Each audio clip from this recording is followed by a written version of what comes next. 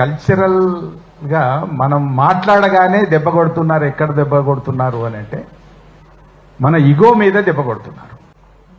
ఇట్లా రకరకాల సెక్షన్స్ అందరిని కూడా ఆపుకుంటూ లేదా దెబ్బ కొట్టుకుంటూ క్రమక్రమంగా మళ్ళీ తిరిగి ఈ ఆంధ్రప్రదేశ్ అనే దాన్ని పునరుద్ధరించేటటువంటి ఒక ప్రయత్నం మాత్రం జరుగుతున్నది అనేటువంటిది మనం అర్థం చేసుకోవాలి. బేసికల్గా అది దీని వెనక తప్పనిసరిగా ఐడియాలజీ ఉంది, అట్లాగే కాన్స్పిరసీ కూడా ఉన్నది. సీతారామరావు గారు చెప్పినట్టు ఎఫర్ట్స్ కూడా ఉన్నాయి. దానికి సాక్ష్యం ఇంకొకటి నాకేమనిపించిందంటే,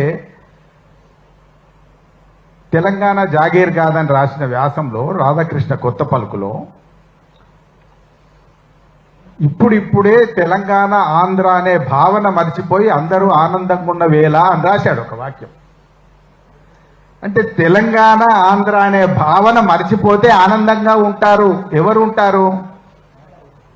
ఎవరుంటారు అంటే రాధాకృష్ణ ఉంటాడు. ఎవరుంటారు అంటే చంద్రబాబు ఉంటాడు. ఎవరుంటారు అంటే చంద్రబాబు డబ్బులు పంపిస్తే గెలిచినటువంటి రేవంత్ రెడ్డి ఉంటాడు. ఈ దీని వెనకాల ఇవన్నీ ఈక్వేషన్స్ ఉన్నాయి అనేటువంటి విషయాన్ని మనం తప్పనిసరిగా అర్థం చేసుకోవాలి. అంటే ఇది రాజకీయంగా కనబడుతుంది, కానీ అస్తిత్వం మీద పడుతున్నటువంటి దెబ్బ దేని మీద ఉన్నది? దీని రూట్ కాదు, జాగీర్ కాదు అనేదేమో రాజకీయ వ్యాఖ్య.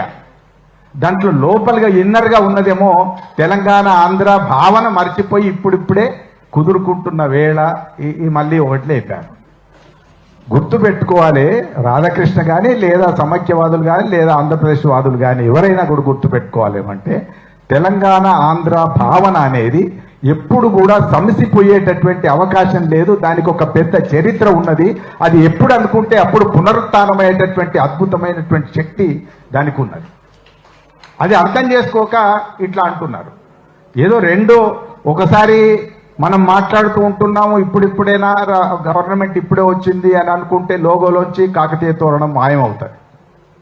అట్లనే చూస్తుంటాం, పోనీలే ఇప్పుడే ఎందుకు మాట్లాడాలి అని అనుకుంటే తెలంగాణ తల్లి చేతుల్లోంచి బతుకమ్మ మాయమవుతుంటుంది.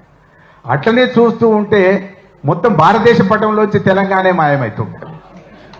ఇది ఇది ఇది ఇది సడన్ గా జరిగిందని ఏదో ఇప్పటికిప్పుడు అనుకోకుండా అయిందని అనడానికి లేదు. యాదృచ్ఛికంగా జరిగిన అంశం కాదు. ఇది చాలా జాగ్రత్తగా క్రమానుగతంగా జరుగుతున్నటువంటి అంశం.